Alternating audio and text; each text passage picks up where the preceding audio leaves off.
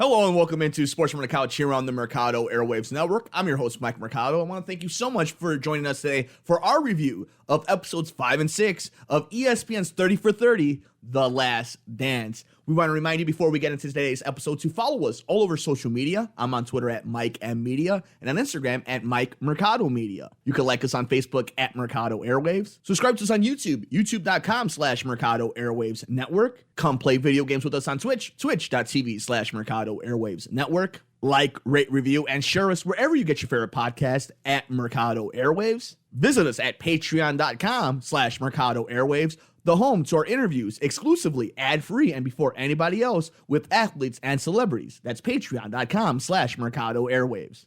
With episodes 5 and 6 of The Last Dance in the books, let's get into it. Here on Sports from the Couch on the Mercado Airwaves Network, I'm Mike Mercado. So episode 5 starts off with Jordan talking about going back to Madison Square Garden for the All-Star game. And obviously everybody gets excited because this has the Kobe Bryant part.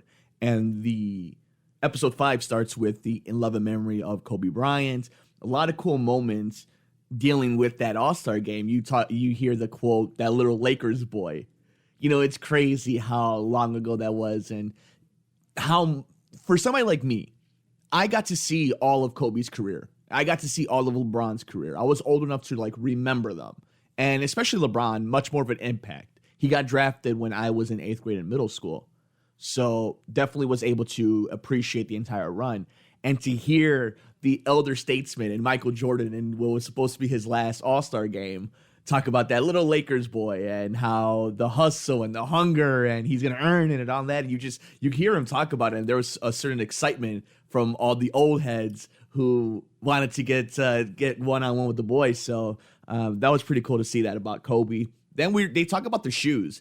And that's probably the thing that in this episode you really realize, and it's always been the thing we talk about, that they were the Beatles of the NBA. He was something different. He was a rock star. He was the biggest entertainment, pop culture figure that we had on the planet during this time. And when they mention that Spike Lee commercial and how everything just led to them winning their second title, you know, it led to them. What I really like is that they go from that position of Michael's Last Dance, 98 All-Star game, wearing the Jordan 1s, kind of a throwback, MSG, the Mecca of basketball, as he calls it. And then we go back to when the Bulls are trying to win their second championship. And you even hear about the way he was dealing with the world and how famous he was then in 1998. And then for them and the director and the creative team to go back and give us that perspective of how it was for him to be the biggest star back then. And remember, by 98, the world had seen Michael. The Bulls had already won all the championships. It's not that it got old, but it became a part of life. In 1991, 1992, 1993, that wasn't the case. This was brand new. And the Bulls go on and beat the Portland Trail Blazers. And, it's funny, Magic Johnson tells us, this is a quote from Magic, quote, "I'm going to give it to this dude."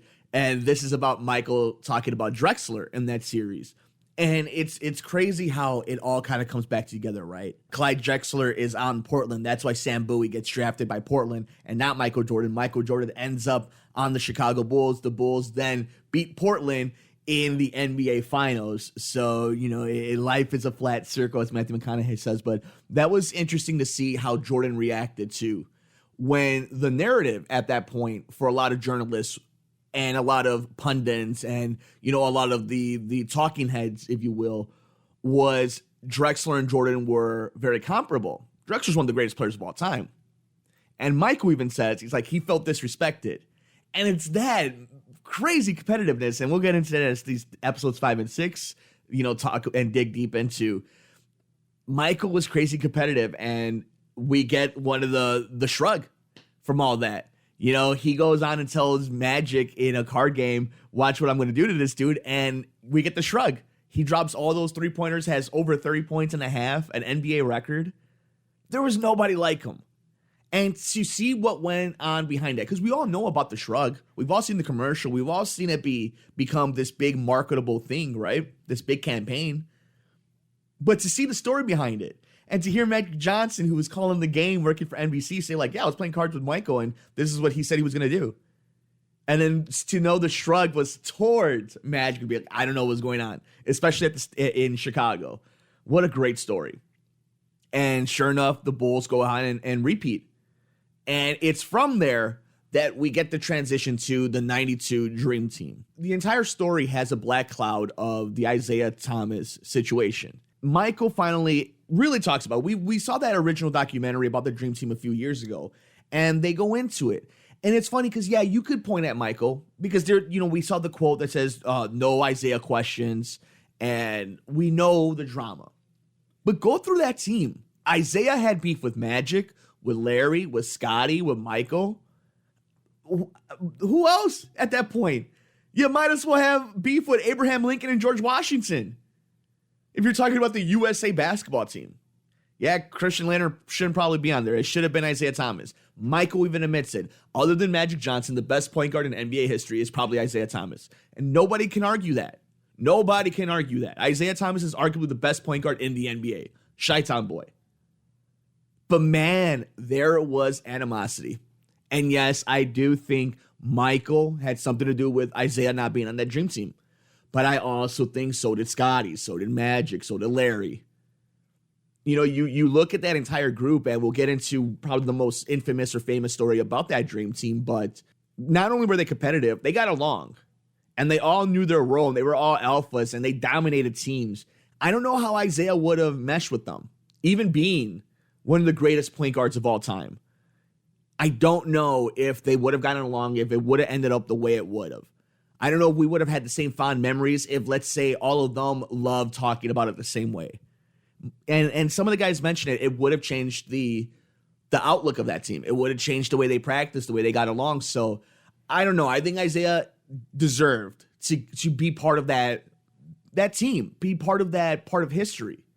Talking about he is a two-time NBA champion, one of the greatest point guards of all time, one of the greatest players of all time. Yeah, he probably deserves that on his resume. You can't undo what the Detroit Pistons did to win. And I'm not going to begrudge them because they did win finals. They did keep Jordan from winning some. They did beat Magic and the Lakers. They did get through the Celtics finally. So, yeah, maybe you didn't get everything you deserved, but you won 2 finals and you went into the Hall of Fame. If you're Isaiah Thomas, was it worth it? I would love an honest answer from me, like, was it worth it? If you could go back, no cameras, nothing. You win those 2 NBA finals, you got to keep playing the same way you did. Jordan rules and all. Or you're cool, Michael, you end up in a Dream Team, maybe you win a finals.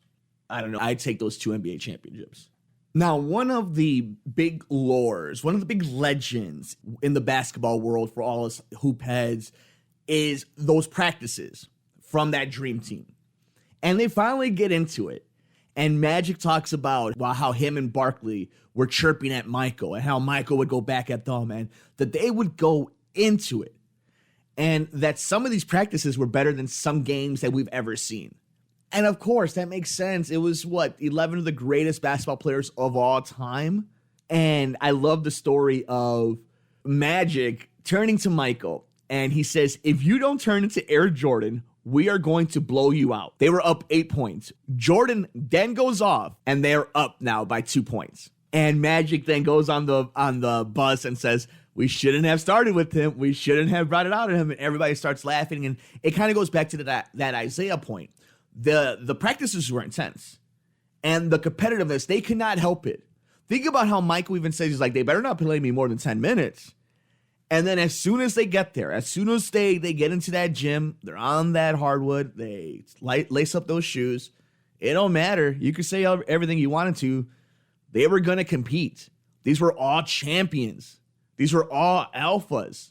The fact that we've never gotten to really see that footage. We saw some of it finally in this documentary. And we've seen a little bit of that original Dream Team one that NBA TV did. But to think that that's one of those moments in sports that most of us will never get to see unless they finally let those archives out. But you could just see it in them. And I think that was the moment. And they mentioned it in the documentary that Michael was the best player in the NBA. It didn't matter. And when you hear these type of guys say that, the best of the best, it really goes to show there was nobody like Michael before then. There were always great players. There was always great champions. But there was nothing like Michael Jordan, those Chicago Bulls teams. And speaking of those Bulls teams, poor Tony Kukoc. Tony Kukoc, now, looking back, one of the most beloved players in Bulls history. And you hear Michael and Scotty talk about they love Tony, but they did him dirty, especially that first time around when they went against Croatia. And I think friend of the show, Tony Gill, tweeted at Betts. He's like, nobody wants any smoke with a person who comes from a Civil War torn anything. And Michael and Scotty took it to this man. And all credit to Tony, and they brought it up later on. He did have a nice bounce back the next time they went against each other in the gold medal round, but Tony ended up being a great player. Really solid NBA player, beloved here in the city of Chicago, helped them win some championships. This is all Jerry Krause's fault. And I brought this up in our latest review of episodes 3 and 4. Jerry Krause never did himself any favors. He never took a moment to really appreciate it, even when they were winning championships, even when they were celebrating. When it's the moment to thank and put your players on a pedestal, the first thing he says is, yeah, players are great, they help win, but organizations win championships, a very famous thing that he would keep on saying over the years. No, Jerry, you were a great GM. You were a great architect. Michael helped you win those titles. Michael's the reason you won those titles.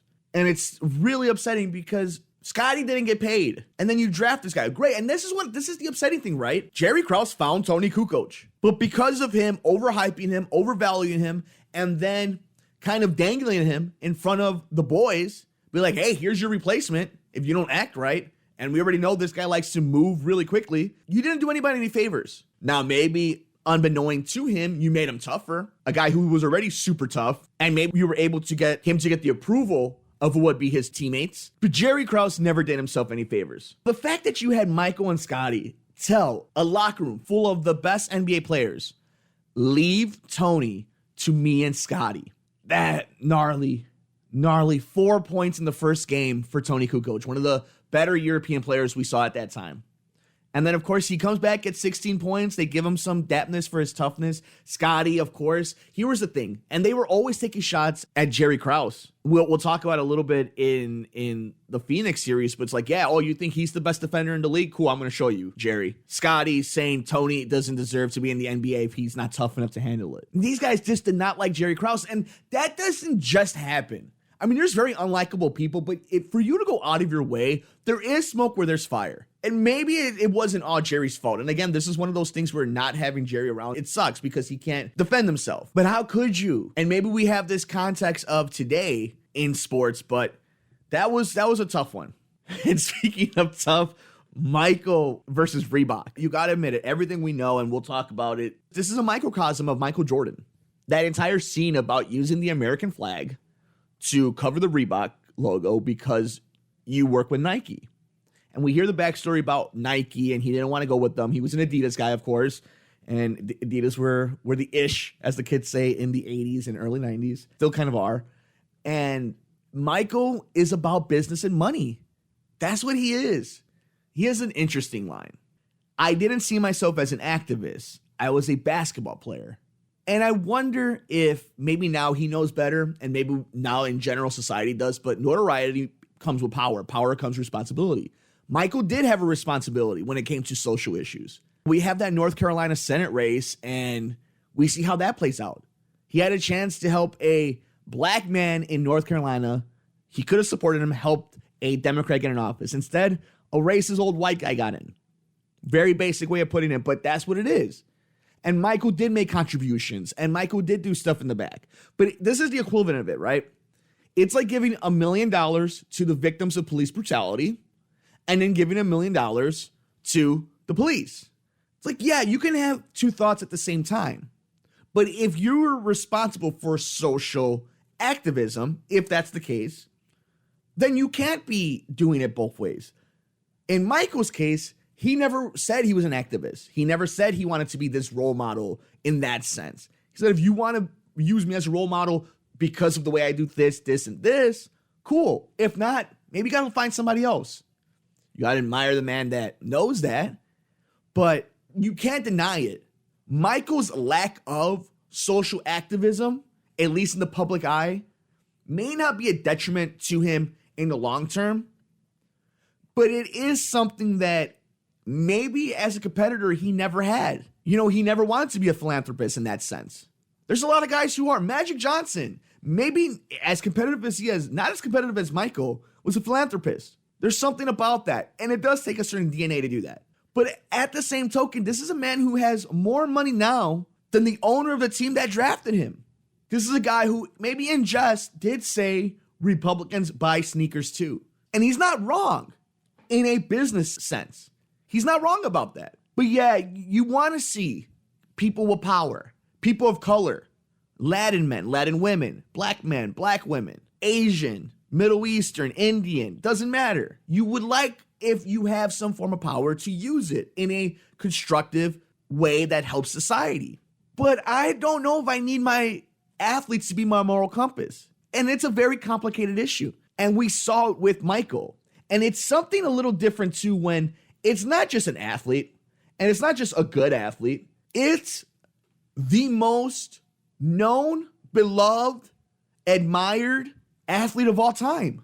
To me, all it surmised was Michael Jordan is human. Michael Jordan's complicated. And as a society, like the documentary mentioned, we love to build people up. We love to tear them down. We love to see them rehab the image and come back. Michael didn't necessarily do that. Michael took some jabs. He went away, came back, and won. Success gets rid of a lot of noise, good or bad. But he's human and he's flawed. In these last 2 episodes, we saw that in big display. Whether you thought they really dug in enough, they opened a lot of new avenues for people to explore. And then we end episode 5 with the freaking Georgia Dome for a regular season game, over 60,000 people. What in the hell? Are you serious? Michael Jordan wasn't just like the Beatles. He was probably bigger than the Beatles. We then get to episode 6 where we have that crazy perspective of Michael going out into towards his locker room, and we see all the media. They make a point of it to be like, would you want to be Michael? Do you want to be in Michael's shoes? What does this all mean when you have all this attention and you can't leave your hotel room? That's your day. The highlight of your day is being able to go golfing or getting away to Atlantic City, which we'll get to. And I don't think a lot of people can empathize with it because when you have all this money in the world, when you are the most famous person in the world, it's better than the alternative. And you're right, it is better than the alternative. But it comes with its own baggage. And nobody's going to throw a pity party for Michael Jordan, but it's an interesting perspective to see and to glaze into the lens of that type of lifestyle. But when you look into that type of lifestyle, you do see a lot of flaws, like we mentioned, this series has showed, especially these last 2 episodes. And we get to gambling. And I think in general, if you're unbiased and you could be objective about it, you really can't talk about Michael Jordan as much as you want to about social justice issues, which is important. The one thing you can't talk about that can't be excluded in a conversation is gambling when it comes to Michael Jordan. And Will Perdue mentions it that they would play dollar games for poker while, the high rollers were playing all this money on the charter planes. And Michael would come in and be like, I want to play with you guys. John Paxson would be like, well, why do you want to play with us? And Will Perdue says, Michael would tell them, because I want to have your money in my pocket. That's Michael Jordan. In a statement, that's Michael Jordan. Then we get to finally see the quest for the first three-peat. And as an NBA fan, as a sports fan, we all know what it means. When you win that first one, it legitimizes you. It puts you on a certain level of respect. When you win a second one, you go on a different stature. You're now in a different conversation of legacy. Three-peat in championships. You're on your own. Nobody gets mentioned with you. And that's what they were after. I think it was only 2 or 3 teams before them have ever been able to do that. And they were part of that older era of basketball that were doing that. And one thing that struck me was in 1992, Michael Jordan was my age. I just turned 30 a week ago. Michael Jordan was 30. My little notoriety here at the radio station in Chicago and the podcast network, thanks to the amazing fans we have, it's crazy. It's great. Sometimes it's overwhelming when you got comments and you got messages and whatnot. I don't know how Michael did it. Any move you made was critiqued. And we see it in Stars Today, and we cover it on The Good Brothers when we're talking about pop culture and entertainment. It was different with Michael, though, because as an athlete, even though you want to be world famous, nobody expects to get that famous. Nobody expects a gym shoot to get that famous. Then the Jordan rules come out. And after all this time of you being on your best behavior, 30 years old, the most famous person on the planet, and Sam Smith's book comes out, and we find out that you're a dick. That you punched Will Perdue. Yeah, I'm sure he felt betrayed. I'm sure he felt immense amount of pressure, even on top of the pressure he was dealing with already. And then they tell you that Horace Grant was probably the guy who was the source. Although BJ Armstrong thinks it was probably more people and Horace denies it. Even then, people want to talk about egos of the late 90s Bulls. Back then, they wanted the credit. Even, from Horace Grant to Scottie to all them, they all wanted credit. As great of players as they were, they felt the pressure of Michael and of winning with Michael. And the fact that they felt exhaling of winning championships opposed to this celebration, the pressure was crazy. So I'm not surprised that people were talking to the media and that there isn't so much hostility because they were just dealing with a lot at that time. A little inside baseball. For me, I have more hatred, quote unquote hatred, as a fan for the Knicks than I do the Pistons. The Knicks were my Pistons growing up, even though the Bulls never really struggled with them. They were always intense series. And obviously that New York-Chicago thing. What was amazing to me is you have the Knicks and the Bulls in the conference finals, and the Knicks are up 2-0. And Jordan then goes out to Atlantic City, 2:30 in the morning, comes back, he's with his dad, he says, and Jordan is killed by the media. I never realized that the media really dug into this even back then. I thought this was one of those things retrospectively looking that a lot of people then started bringing up and they wanted to make a story out of it. I had no idea that the media was talking about this back then. And the documentary makes a point to talk about that Jordan skipped the White House to go gamble. They talk about some of the shady characters that he was around. Even if you don't think they dug too much into the gambling, I thought we got a lot from it. I think we got a lot of Michael's perspective, but it still amazed me that a lot of the media was questioning him. And then we get the whole Jordan versus the media thing where he doesn't talk to them for 2 weeks. But of course, the Bulls close out the Knicks and they end up winning 4 straight games. So even after all that, people are saying, well, Michael's not paying attention. He's in Atlantic City. He's gambling. It's this and that. He goes off and wins 4 straight games, beats the hell out of the Knicks, and goes to the NBA Finals. And when we get to the finals, we find out they're going against the Suns for their three-peat. And Michael says, yeah, he was pissed because Charles got the MVP. But a little bit I want to get into Charles. It sucks, man. It sucks that Charles Barkley does not get the respect he deserves. A lot of that's because Michael kept him from winning a championship. I also think Shaq hasn't helped. Shaq is one of my favorite players of all time. Shaq is one of the greatest players of all time. The greatest center of all time. Shaq always demeaning Charles, at least in the beginning. Now it's more of a running joke, an inside joke. But him demeaning Charles by saying you don't know nothing about it because you don't have championships. Charles Barkley is one of the greatest players ever. Ever. The disrespect has gotten to the point where guys like Draymond Green, who's a really great NBA player, nowhere near Charles Barkley, is saying he's better than Chuck. That's a hard one to swallow. And even as a Chicago sports fan, I love the fact that Charles is such a badass. That he sees Chicago is getting ready to celebrate. They're up, 3-1, and they're boarding up windows, getting ready to go crazy, and Chuck dominates, and he has the best line. He's like, you guys can unboard those windows. You're going to have to wait a day. It's like, he's the best. Chuck is the best. And it sucks he can never have won a title. I wish he would have won one of those in-between years that Houston won theirs, but man, it's such a disappointment that he doesn't get the love because of all the years of him being a goofball on television, him saying goofball things on the radio, but you can't take away of how amazing he was on the court. And that's why Charles Barkley is so beloved. And I do wish, I know him and Michael Jordan had a falling out. I really do wish that him and Michael get back and rekindle their friendship and we get something out of that because Chuck is the best. Even with then, Michael tells the team as they're going back to Phoenix, I'm only packing one suit. And Paxson ends up hitting a huge three that ends up becoming a huge moment in Bulls history and secures a job for the next 25 years. Seriously, that shot, probably a little bit more than that shot, but that shot sealed the fact that man had a job for 25 years going on the rest of his life. And boom, three-peat. I wrote down here in my notes after three-peat, Chuck is the best, giving love to Michael. And even talking about, it's like, if I had to lose, there's no shame in losing to Michael Jordan. And we get to see the celebration of the three-peat. And then we juxtapose to the future, or at least the present time of the 1998 season, The Last Dance. and we see Jordan going out of his house, which, by the way, is the only L he's still taken, other than with the security guards at the United Center. That house is still for sale with the 23 on the gate. I love seeing all the drama that was in the first repeat. There was so much drama in the second one too, and I didn't realize that it was like that. You think it was only cherished memories and great times because history does that. It was so much more turbulence in those relationships on that team. And even with all that, even with all those Gunners in the Knicks and the Heat and the Pacers and the Pistons and all these teams, they still overcame all of them. And it goes to show the greatness that was the Chicago Bulls dynasty.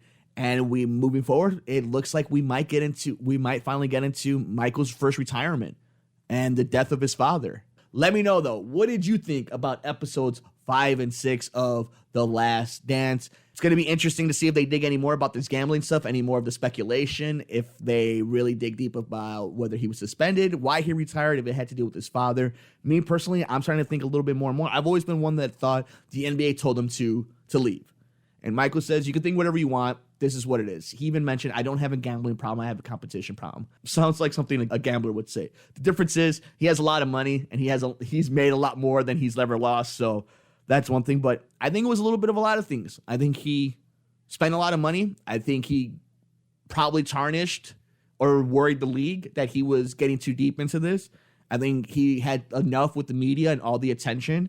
And I think the loss of his father really had a huge impact. Some would argue if he was sick of the media, why would he then go straight to baseball? I don't know. But I think the one thing we've learned from these last few episodes is Michael Jordan is one complicated man, along with all those great Chicago Bulls.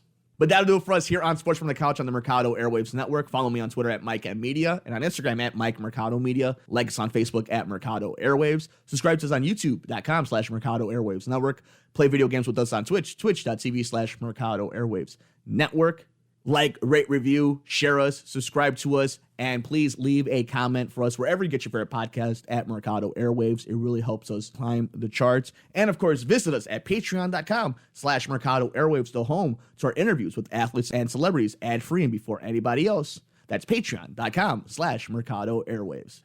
Thank you so much for joining us here on Sports from the Couch on the Mercado Airwaves Network. Take care of yourself and each other. We'll see you next time. I'm Mike Mercado. Hey guys, Mike here from Mercado Airwaves. We want to thank you so much for all the support you've given us here on the network. And if you want to see what we're up to outside of the station, please follow us all over social media. I'm on Twitter at Mike M Media and on Instagram at Mike Mercado Media. You can follow the good brother Alex Mercado on Twitter at Mercado21Alex and on Instagram at Mercado2121. The lovely Nicole Mancha is on all social media platforms at Typing When Tipsy. You can follow the network on Twitter at Mercado Airwaves. Our pop culture show, The Good Brothers, on Twitter at Good Brothers Pod. Our true crime shows on Instagram at Murder, Mysteries, and More. And of course, like us on Facebook at Mercado Airwaves. You can see all our videos on YouTube.com/Mike Mercado 2333 or by searching Mercado Airwaves Network. We play video games on Twitch, twitch.tv/Mercado Airwaves Network. And of course, you can support our network by finding a tier just for you, whether you want early access, you want to be part of polls, you want to win contests, prizes, by visiting us at patreon.com/Mercado Airwaves. And we really appreciate it wherever you get your favorite podcast to like, rate, review, and share us. And please spread the word. For the good brother, Alex Mercado, for the lovely Nicole Mancha, I'm Mike Mercado. Thank you so much for all the support you've given us here on the network.